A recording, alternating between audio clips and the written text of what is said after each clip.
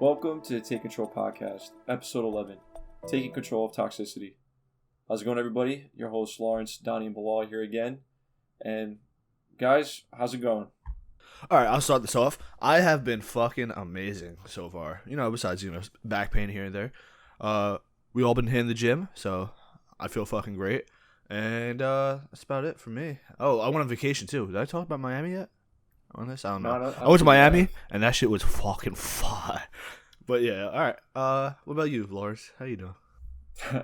I mean, you kind of said it. I've been hitting the gym again consistently, feeling good.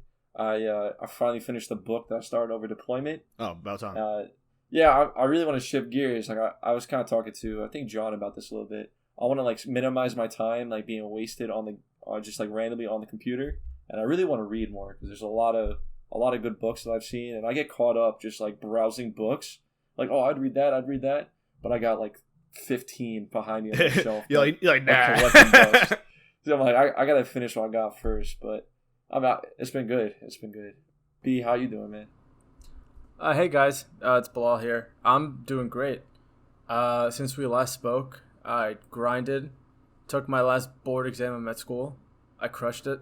So no more big tests in med school. So I just gotta grind it out, do what I gotta do to graduate, and then I'll be a doctor in the summer. So we can call you doctor now, or is it too soon? It's almost. So yeah, I wouldn't go by doctor yet. Okay. But since then I went traveling a little bit. Went to before I get into that, I gotta tell you guys about this flight that I was on. So I'm coming back from Mexico, and in the row, it was my girlfriend who called the window seat on the way back, and then me in the middle, and then I'm just praying. All I say is just, I don't want anyone with a cough. No one with a cough. I will take someone loud. I'll take a baby crying. Just, I don't want a cough. So you would take a fat person. Yeah, I just don't like people coughing and putting their sputum on me. Naturally, this elderly-ish woman sits down next to me. Everything's fine. She's wearing a mask because in the airport everyone had to wear a mask. So, whatever. I'm not concerned. Just to be packed like sardines on the plane.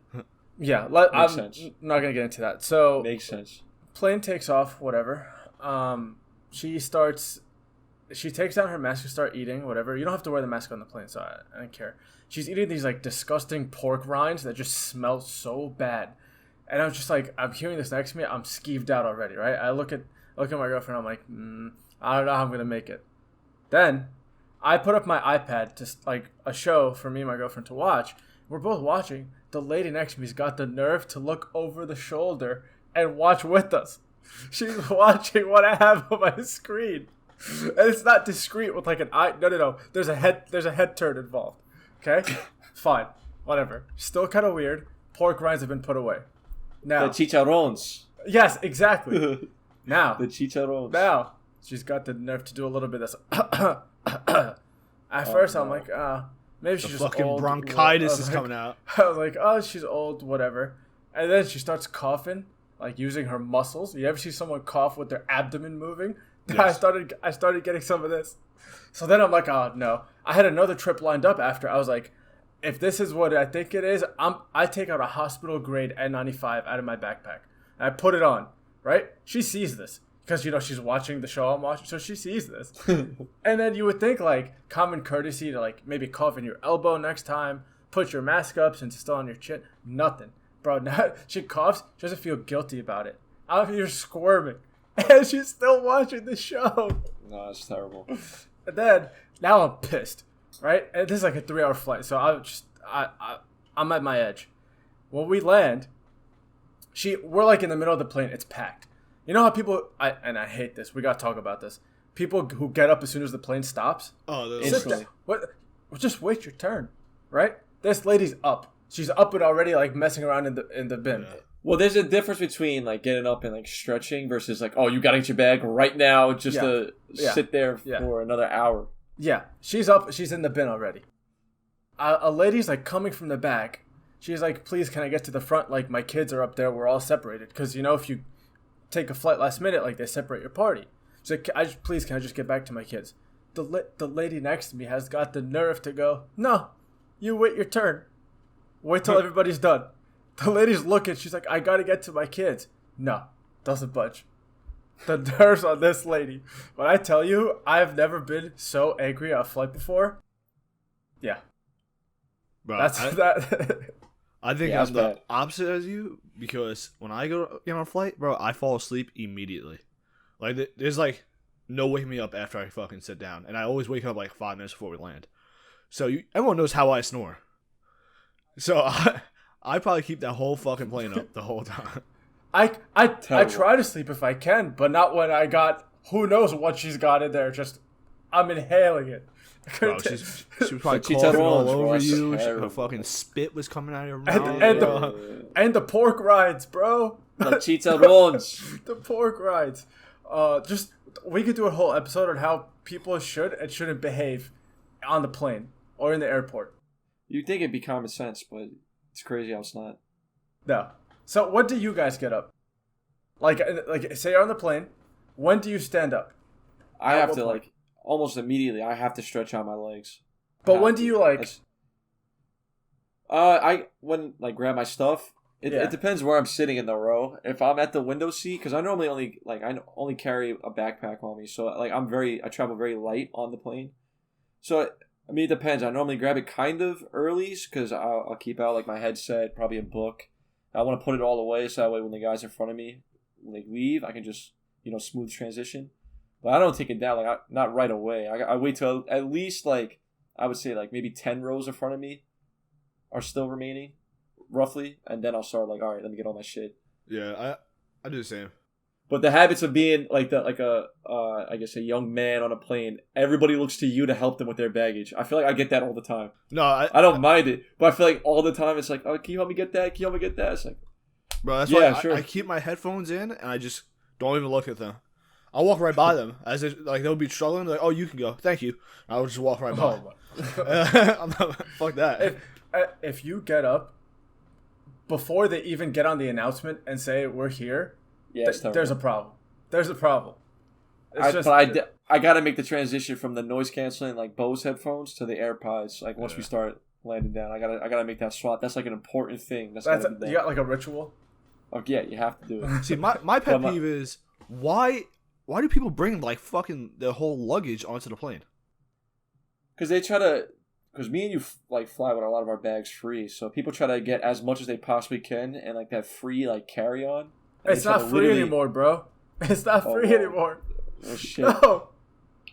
I guess cheaper maybe if they just take it with them. The airline industry is robbing us. You're paying more for less. You don't get a carry-on anymore. You got to pay for your seat. We In should economy. just fly private. We should just fly private. Well, I got a buddy that's gonna be a helicopter pilot, so maybe that's the route. But I don't want to. I'm done taking planes. Like after I come back home for good, I don't want to travel by plane unless I'm going to like Turks. What about Disney World or Orlando? Yeah. I'd rather eat less. Okay. Nah, I would have made that trip. Let's enough about this airline stuff. Let's transition to our main topic. So, Lawrence, why don't you get us started?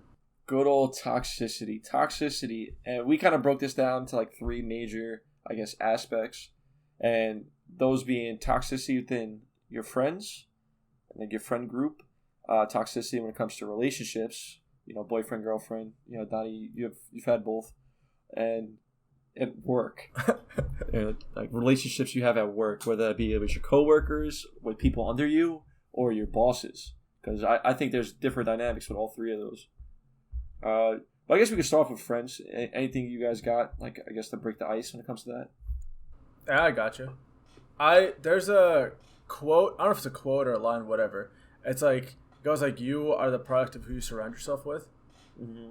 I'm not amazing at math, but if you're like a negative, like if you're bringing me down or the group down, you're not part of the equation anymore. It's just, no one's got time for that.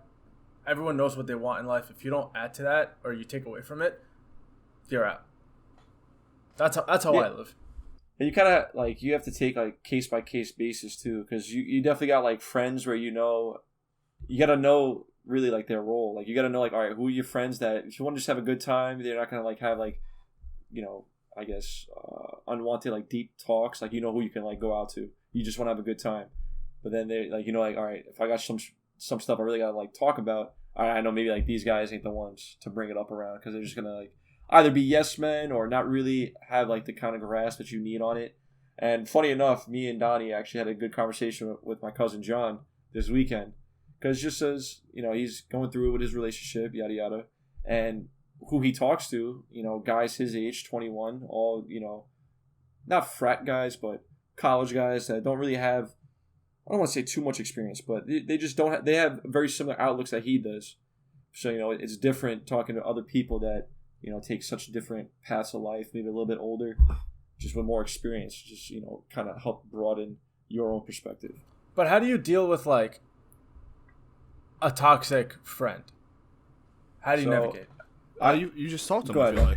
I feel like you just bring up what you have to say, and if they don't understand what the fuck is wrong with them, then you're like, all right. The way I go about it is I won't talk to them for a couple of days. So just recently, me and Matt had a little argument about things, and I just straight up didn't talk to him for like 2 days, and then after that, we talked about it for a little bit, and then after that, it was nothing. Like, now we're cool. So, but if someone makes it like too much, where it's just like, bro, I can't talk to you at all, and you're not trying to fix anything, and you're not admitting that you're part of the problem, then what's the point? So, let's backtrack. How are we defining toxicity in terms of like friendship? Is it There's multiple ways. So okay, so let's talk about it. All right. So being a yes man, for example, that's pretty fucking toxic. I think it also goes boils down to like just the golden rule. Treat others the way you want to be treated. Like you can't like say you're in an argument with somebody and you can make jokes about whatever you just argued about, and that's fine. But then the second that they make jokes about it, oh now there's an issue. That's where you start getting to that toxicity point. So okay, it's coming across to me is that we could have like a friend who's being toxic versus somebody who's just like their characteristic is toxic. Does that make sense? Okay. You have someone who's in like there's a difference. Right. Absolutely. So let's talk about like someone who's it's not just like a once in a while thing, like, oh, like he's being toxic today, as opposed to someone who's like consistently like negative, etc. How I would like to find that is that someone who is overall bringing the group down, whether that's by constantly arguing with someone or just kind of like no grasp on how life is going, kind of like everyone's trying to take a step forward in their life and this person's taking a step back. That's what I would kind of view as like, okay, this person is generally toxic to the group, rather than, for example, you guys playing that stupid game and hating each other for 2 days and then making friends again. Like, you were being toxic for those 2 days, but you're not toxic people. Does that make sense? Yeah, for sure. Donnie's about to be toxic because I called the game stupid. I'm sorry. Oh, it is stupid. I mean, I don't think the game is stupid. I think just, the shit teammates that you have are stupid. But, yeah, you. Alright, but besides that, yeah, but it gets to the point where people's personalities, if it's like that for too long and they aren't showing any signs of growing up, I feel like that's where they become like the toxic friend. Because like everyone else, kind of like you said, like everyone's like going to the future, they take a step back. I'm not saying just on life, I'm just talking about personality wise as well. You know what I mean? And I think that we have a very different outlook on this specific topic when it comes to like a friend that has like toxic traits to like a group. Because I really did a lot of self-reflecting about this. I've talked to you guys about this. We really do have like such a unique, I guess, like friend group. Like we've been friends with each other for so goddamn long that a lot of people just don't have that. And those like bad friendships are much easier to like, oh, clearly this guy, all he does is drink. Yeah, that's just an example. All this guy wants to do is just go out to me and drink. You know what, maybe I shouldn't really hang out with this guy anymore. Versus like, oh, we there's friends of ours that we've known since, basically children. And, I guess traits that never really got resolved, that we always kind of knew were there. Now that we're older and it's kind of like, just getting to a point where how much do we as friends like tell or try to like help fix it versus how much do they want to like kind of see both sides of the argument. And I guess like that's where it gets tough, and then I think that's where the toxicity comes in, where if you got a friend group that you know they have your best interest, and multiple friends are telling you, hey man, hey bro, like you're wrong in this situation, and you're still not seeing that, that's when I think it starts getting to the toxicity point. So, okay, let's go with the example that someone in the group has been generally deemed like toxic. Okay. What do you, like, in your opinion, what do you think the best way to navigate it is?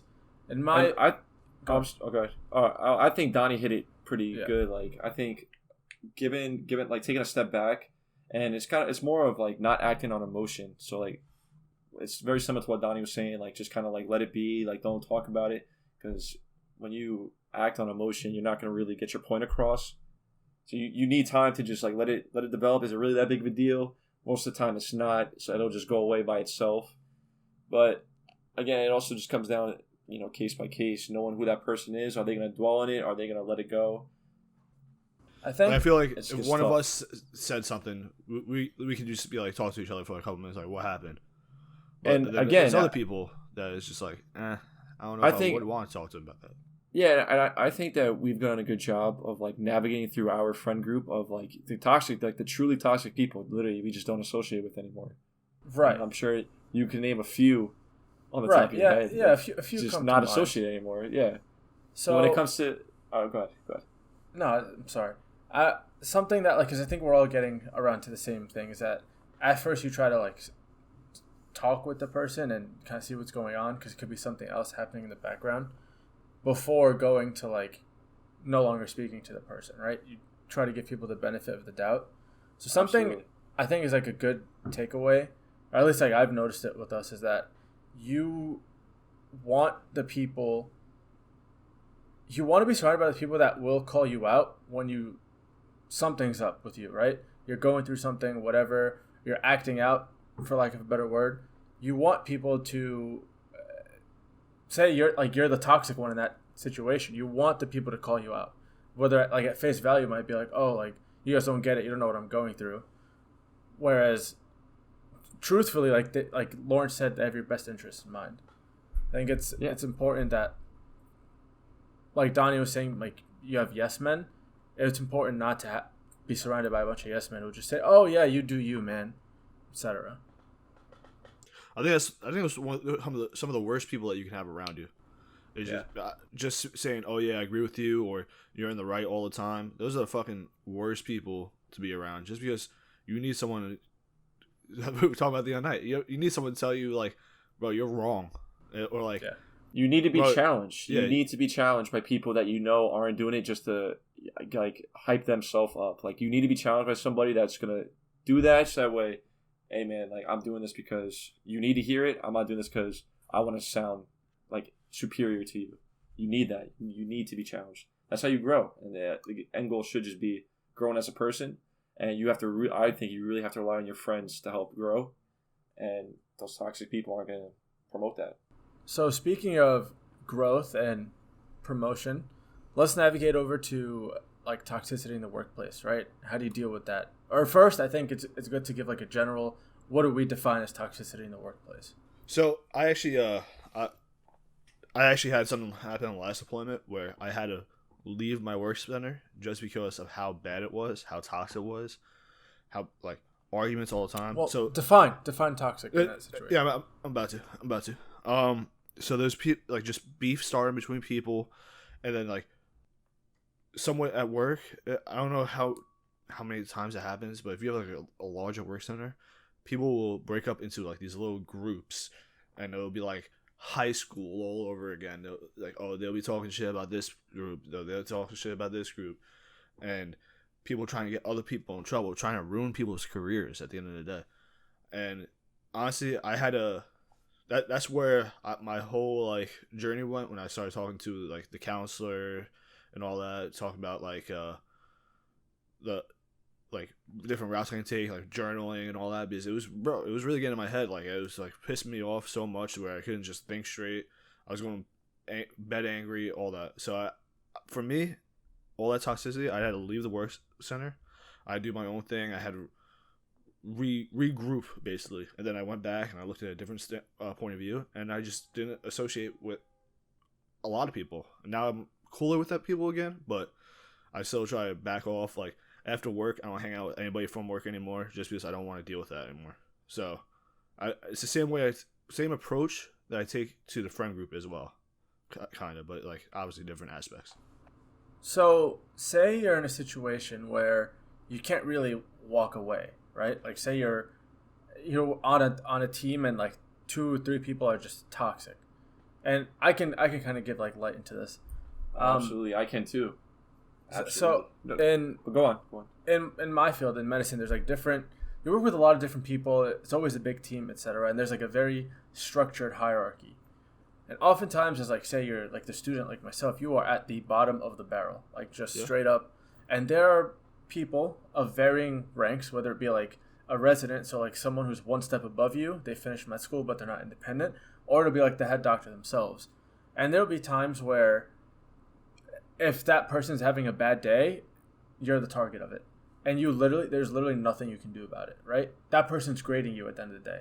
Can't say anything back to them. Is it consistent though? Is it on a daily basis that this is happening, or is it just one day? Because that's also a big difference. Right. So what I'm saying is, that's a situation where I can't walk away, due to like the nature of what's going on, right? So, what I'm getting at is like no, it'll be not just one time incident, like multiple with the same person or persons, right?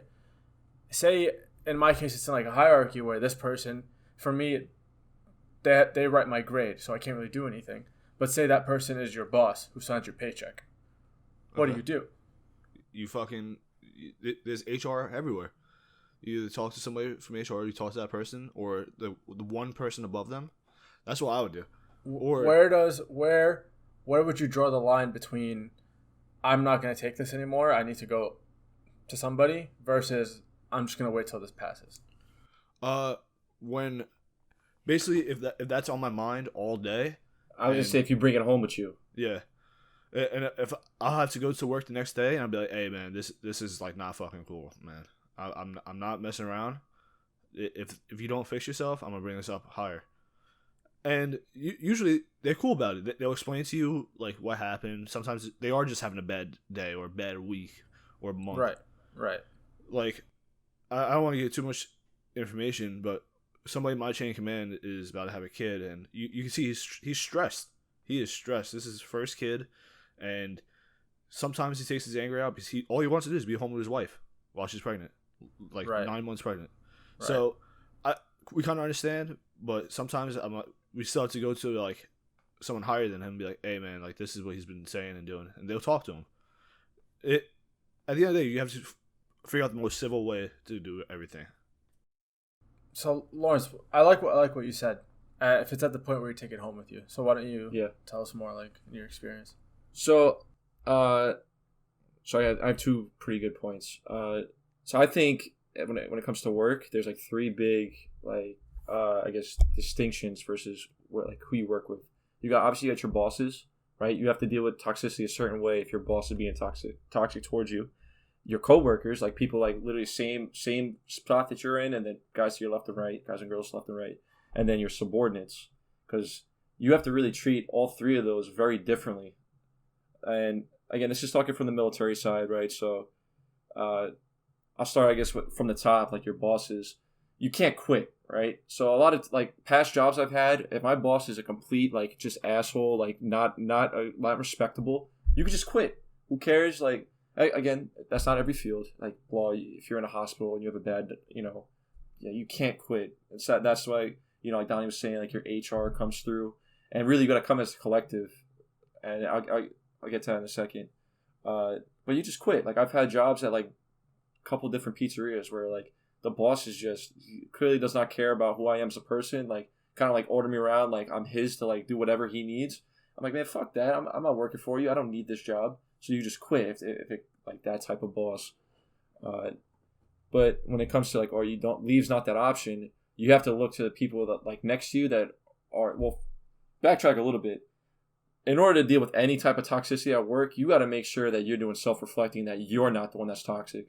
Because none of this is going to get anywhere if you're actually the one that's just being toxic or being lazy, and you're kind of like pointing fingers at anybody else. Not that I think we do that. Just obviously I haven't worked with you guys, but telling like just off your character, obviously.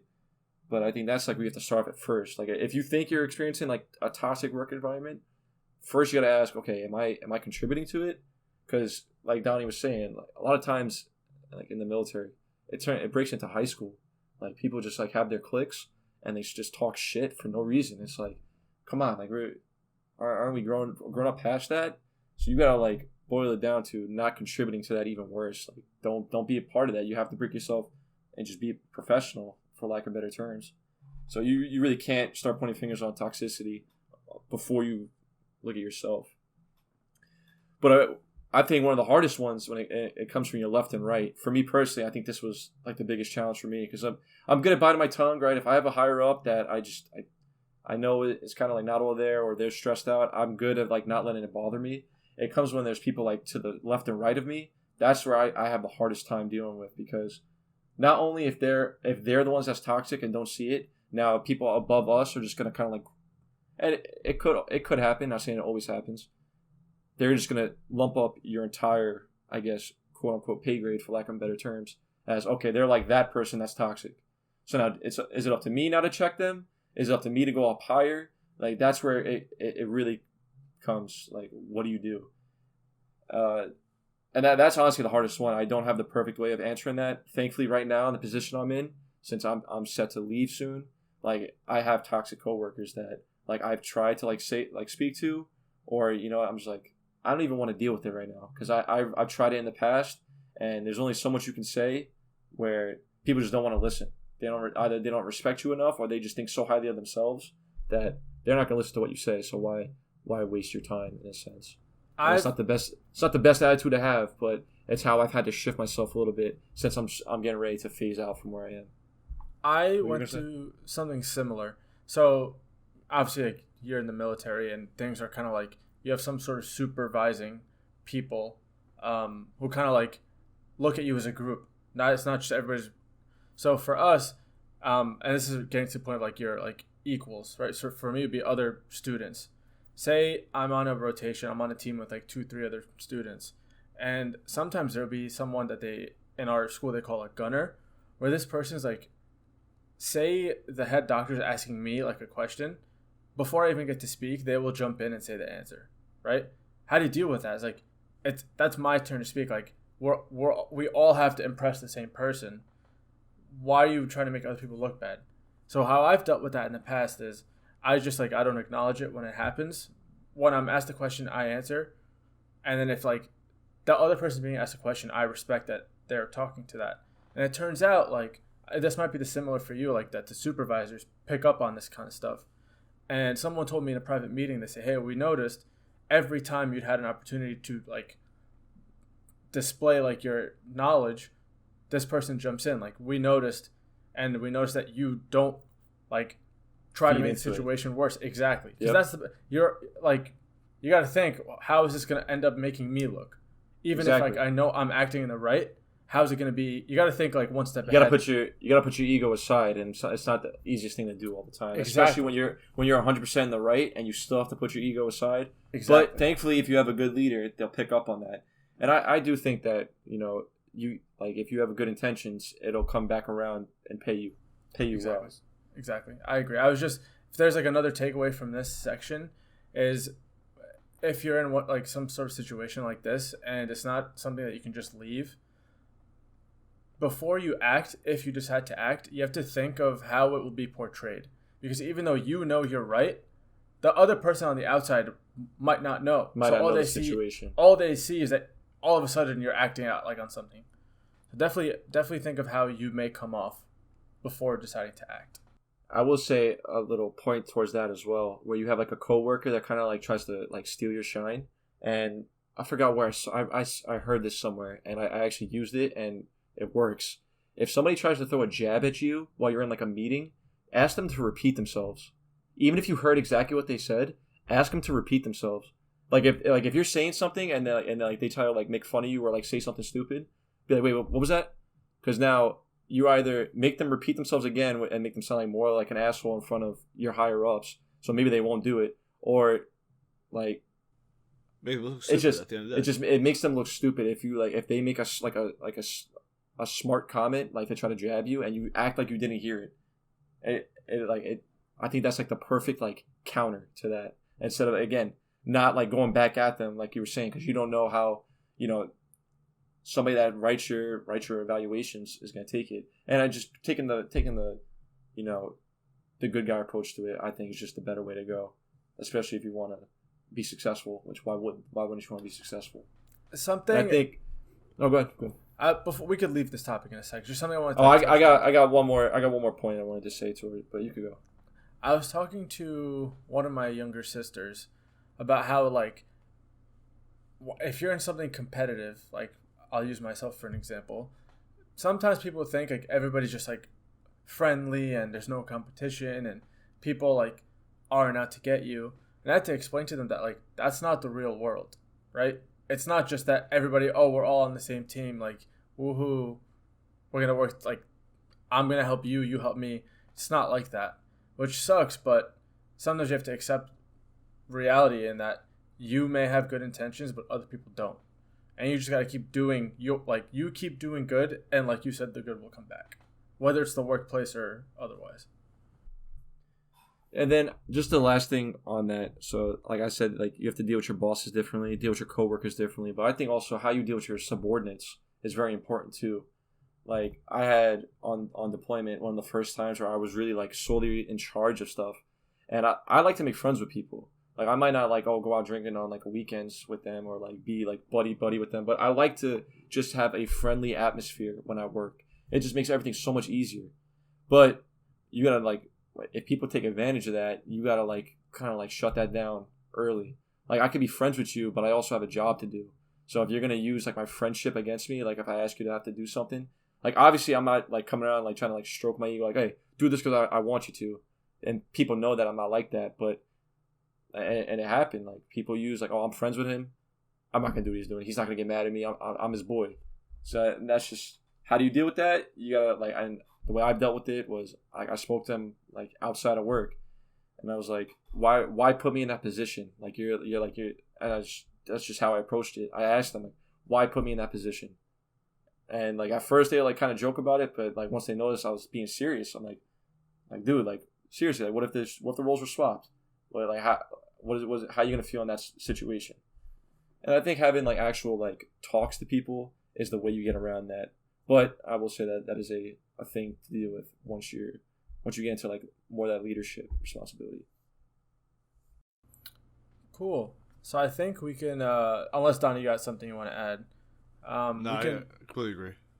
We can jump into the probably the most interesting part of the podcast, toxicity in terms of like romantic relationships. Anyone feel compelled to start? I mean, I could start us off if you want. Okay, yeah, go ahead. You need to know who you are before you ever give yourself to somebody else. And I like will die on this hill. Like that's why it's a blessing to see like a relationship like yours, Bilal. It's crazy. I know you guys have your ups and downs, but you guys like started off so young and were able to like grow together. It's really like a special thing because there's so many times where like if you don't know who you are and you're trying to be with somebody that also doesn't know who they are, like there's gonna be so many bumps in the road that like that's why I think a lot of people like end up getting depressed from it because that's just what they base their I guess their who they are off of somebody else when they don't even know who they are yet.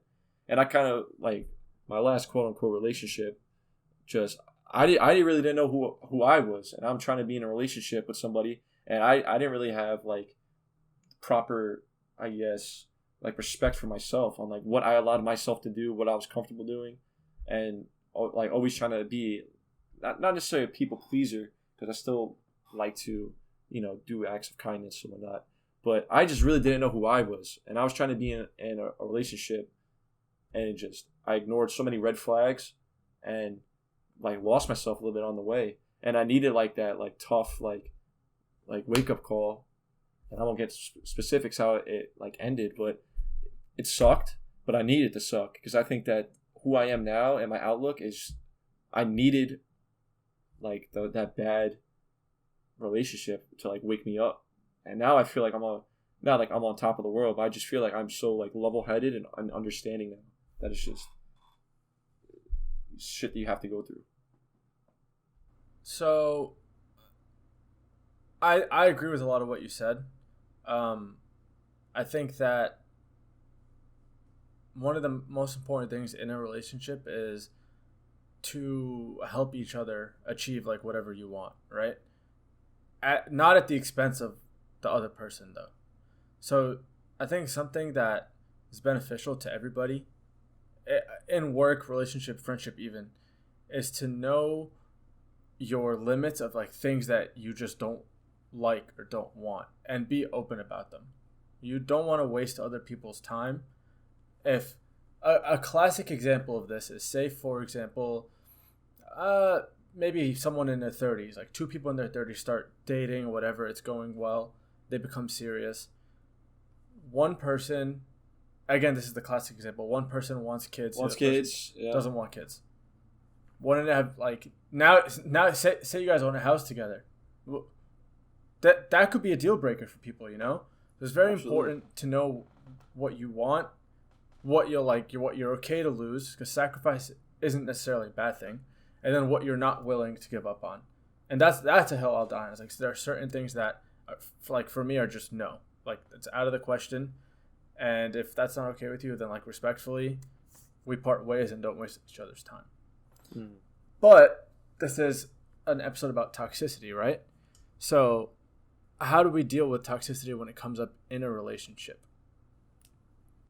Communication. Yeah, communication.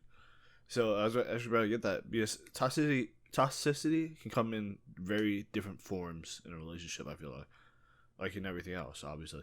But one of the biggest things I feel like is if you know that you don't want anything out of it. So obviously, I've been in relationships, but I knew I didn't want anything out of them, and I was kind of a toxic guy, bro. I was either lead these girls on and be like, oh yeah, I like you and all that, blah blah blah, and I'll be with another girl literally the next day.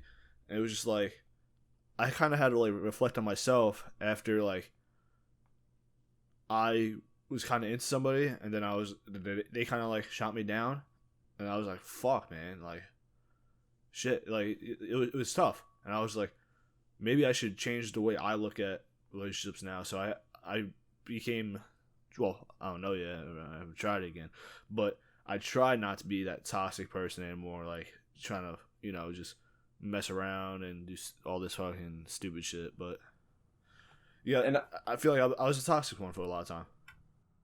And I think a lot of the toxicity too, it comes from like the image versus the reality as well. I think that like a lot of like, I don't get posted on Instagram. Is that being toxic? Oh, but she like shows me all the affection I need in person, or vice versa. Like it's tough. And you, again, like you were saying, Bilal, I agree with a lot. Like you have to set, and you have to have those conversations, I think, and those type of relationships.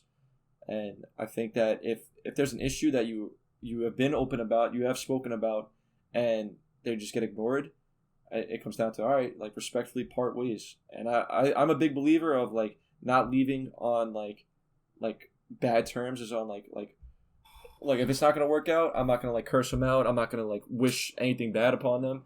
Just I think that really the best route is just, if it comes down to, all right, this ain't gonna work out, you know what? We're just gotta end it. We gotta go our separate ways. So I also agree with that.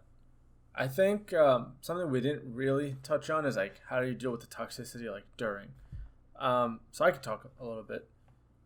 I wouldn't say, well, I know I'm not dating a toxic person, but sometimes, you know, like you said, couples have their ups and downs and whatever. And for any relationship, not just this one, my general approach is I have like a threshold of things that bother me. And if it's little stuff, I like to give the person the benefit of the doubt. It's not like, oh, this kind of annoyed me, but whatever. It didn't really hit that threshold. But then what happens when it keeps happening? Like, it's not anything big, just a bunch of little things. then I think it's time for a conversation. Whereas some people take like a different approach. If it's like every little thing, that prompts a discussion, right? Everyone always says communication's great. But what if you're doing too much communication about all the things that your partner does that bother you? But here's the thing. What if like let's say, oh yeah, they do all these like couple things, and then you bring it up all at once, and they're like, why didn't you just tell me this earlier? Right. So that's why I'm asking. Like, okay, what's better? What's not? Well, I feel at some points you should just realize that they're their own person sometimes. Well, they are their own person. Thank you. Thank you. But you gotta realize like they're their own person. They're gonna like this, like some stupid things. They're gonna like really good things. And it's just like, basically at the end of the day, only bring up things that you really can't like stand. Other things that aren't bad, what's the point of bringing it up? Even when you're angry, don't try not to bring it up because definitely avoid again acting on emotion. That goes like the friends as well. Well, I agree with that in theory. Yeah, of course. It's like we can all say don't act on emotion when we're doing something in life, but we're talking about like relationships. They are emotion, right? Yeah. Mm. If you don't act on emotion in a relationship, aren't you? What are you? That's true. And then why are you really in that? Yeah, and it's tough, and it's hard to like think about it and like know what to do. But from experiences, I just know what I shouldn't do. Like I know that from past relationships, I shouldn't suppress how I feel when like those small things come up, because it'll be all those like monumental small stuff, and then once something like kind of like tips that over and you blow up, quote unquote, it's like whoa, where did this come from?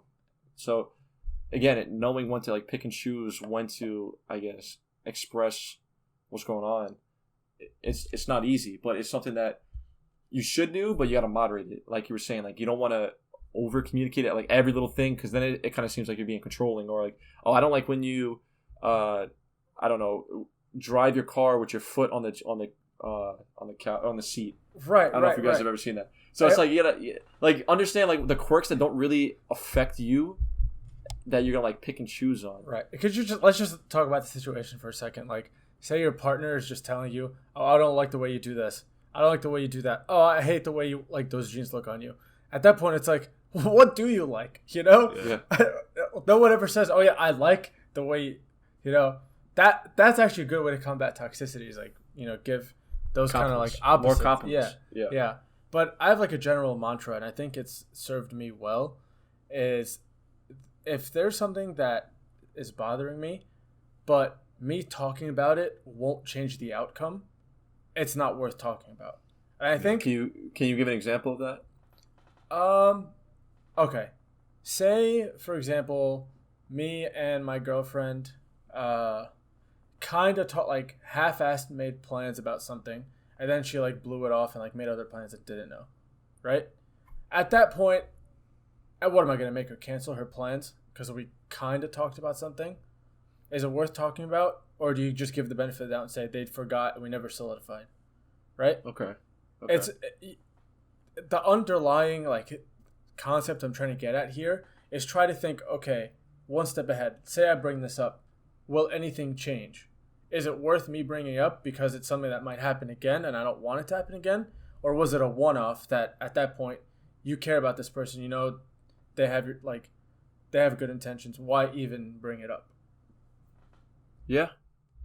And I think a big point of that too, and this was not hit on like my last, I guess, relationship, is how both people deal with an argument. Like, how do they react? Like, if you were in an argument, how do you react? If you're disagreeing on something, what goes on?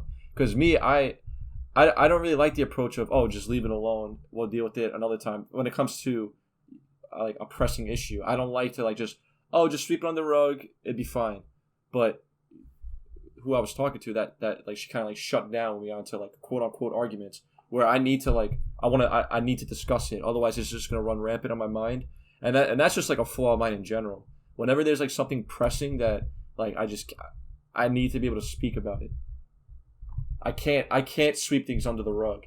And it was completely opposite. She didn't like to speak about things like it was like a pressing issue. She liked to just, oh, we'll figure it out. Let's just sweep it on the rug. And it was such a different dynamic that it was like, I'm not gonna say it drove me crazy. I don't want to sound hysterical, but it just like it was hard to deal with because maybe I didn't properly like set that quote unquote like foundation, but like knowing that is a huge dynamic when it comes to like toxicity in your relationship. Like if you're gonna start bringing up those issues, how do you both deal with it?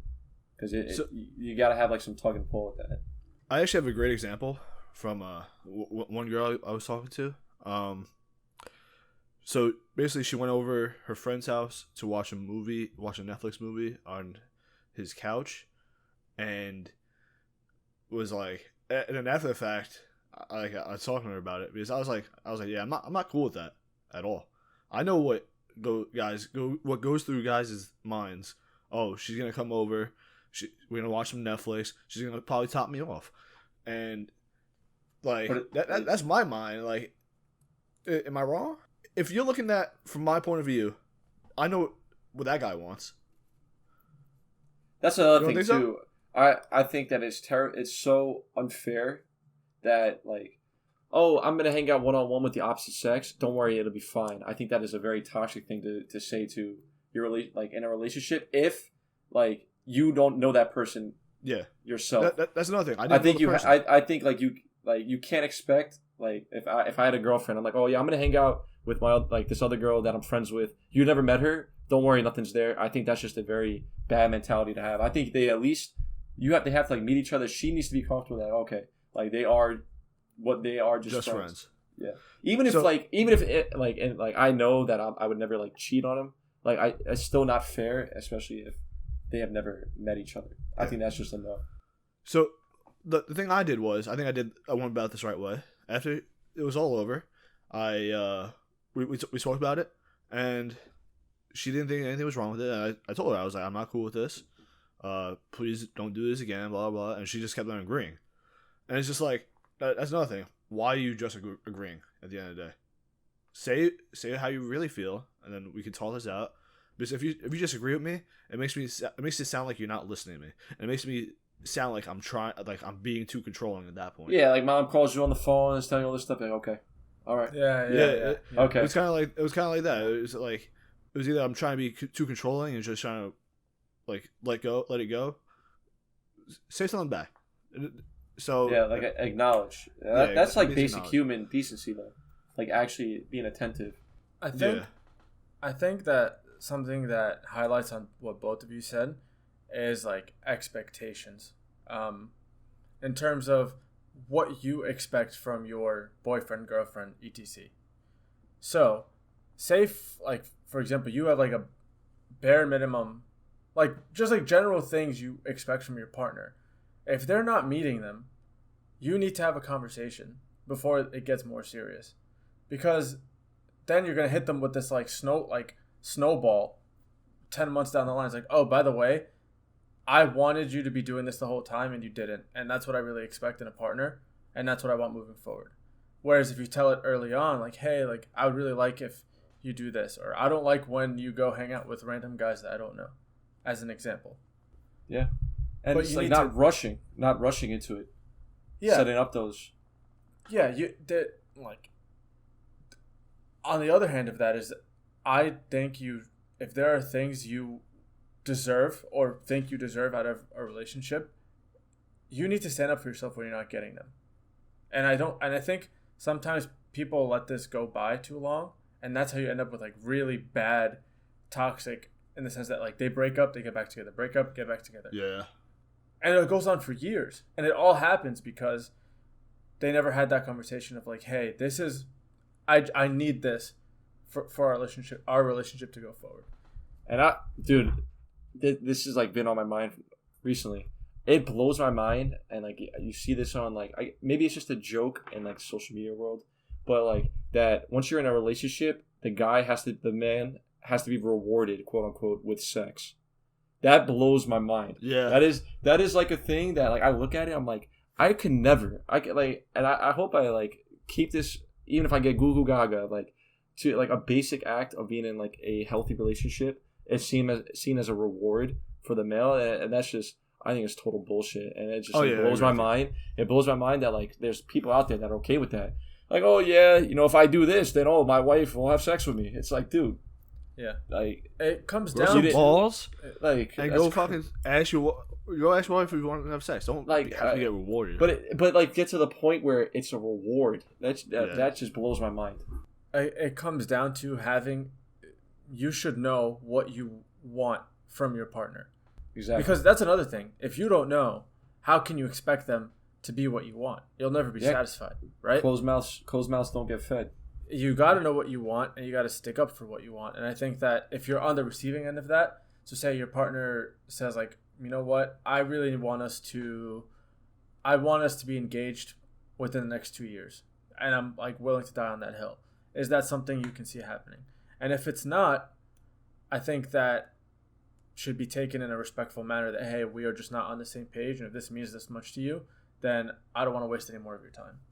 Yeah. Whereas it's often, because that conversation is delayed, it's often viewed as, you wasted my time, you knew this all along, now I could have been with XYZ for these years, and blah, blah, blah, blah. I had to do that, not recently, about a year or two ago. I was just like, all right, like, well, like, do you want to make this official? Because I was about to go back on deployment. I was talking to some girl. I was like, do you want to make this official? Or are you like, what do you see this going? She's like, oh yeah, I don't see this going anywhere right now, like that. I was like, all right, then I'm going to stop this right now because I'm about to leave on deployment in 2 months, and I just don't want to waste any more time. Because you've had a couple months to think about this. So now it's over. And she was really cool about it. She didn't like bitch or complain. But recently I just had to delete her off everything just so I don't have to see anything that she does. But I feel like that's the most healthy way to go about it. Just stop talking right then and there. And then in the future, maybe you'll see what happens. Always keep the window open. Don't end off in a bad terms, bro. That's not always not the right way. Something that this reminded me of, and it applies to relationships, but it's kind of like how I choose to live life. You really got to know what you want out of life, out of your relationship, out of your job, out of your friends, right? If you don't know that, then how can you say someone's being a bad friend or a bad partner if you don't know what you want?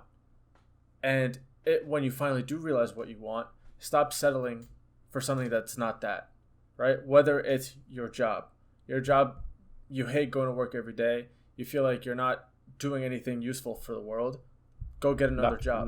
Not feeling fulfilled. Exactly. Your friendships, you feel like, man, you know what? I don't really like, let's say your whole friend group goes out and clubbing every weekend, and you're like, this isn't me anymore. Leave that stop settling for what you don't want, right? Now let's go to the significant other. This person has a completely different love language than you. Or this person doesn't respect, like, your goals don't align. Stop wasting time and settling for that, right? There's just so much time that can be wasted because people either don't know what they want and don't know how to figure out what they want, or B, they know what they want, but they're comfortable with how things are now, so they just let it be. And then you're 50 years old, you're on painkillers for like sciatica, and you're depressed because you hate your life. You hate your wife, you hate your friends, you hate your job. You don't want to be that. Are you talking about me? I have sciatica. No. So it sounds like. But okay. Yeah, no. I think, Bilal, you just summed up the episode damn near perfectly. And I think the only thing that I would like to add to that is you said everything right. But I think the first step is you got to do some self-reflecting. You got to make sure that you're not the one that's being toxic. And then once you're able to actually look at yourself in the mirror and be like, okay, no, I'm trying to be as good or as honest as I can be. Then you start going into literally everything you just said. You really summed that up perfectly. But I just think that the first step. Myself. Yeah, I think the first step is. I love you too, doing Donnie. some self-reflecting. Yeah, I think that's pretty good right there, boys. That was good. Bilal, very well said. Thank you, sir. It's good to be back. It's very Thank good you, to be everyone, back. for tuning in. We're on all streaming platforms. New episodes every time Donnie gets his tonsils removed. Oh, it got brought up again. All right. I was just Every time Donnie's tonsils gets removed, we will have a new episode. We'll have a reverse countdown.